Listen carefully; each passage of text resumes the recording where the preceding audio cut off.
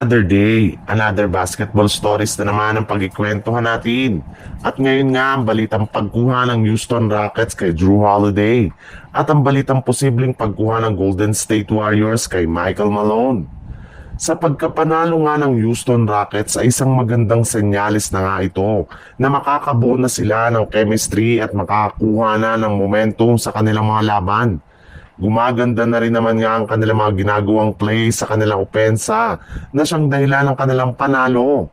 Pero napansin nga ng ilang mga analyst na pinoproblema pa rin nga ng Rockets ang kawalan nila ng isang legit na point guard sa kanilang lineup, especially lalo na sa kanilang starting five.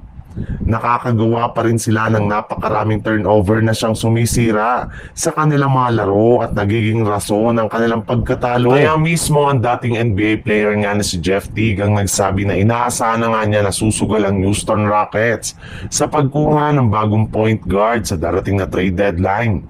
At isa nga sa posible na lang makuha dito ay si Drew Holiday na gusto na rin naman nga ni Holiday na makapag-compete ng maayos sa kampyonato na hindi kayang gawin ng Portland Trail Blazers na isa lamang lottery team ngayon.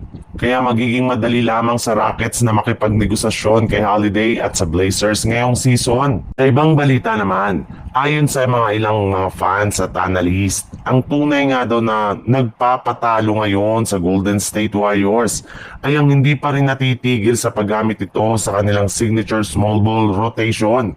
Matapos niyang pagsabayin sa kanilang rotation ang tatlong guard na sina Stephen Curry, Brandon Podziemski at Gary Payton II. Ito nga ang mismong rason bakit na-out-rebound sila ng kanilang mga kalaban.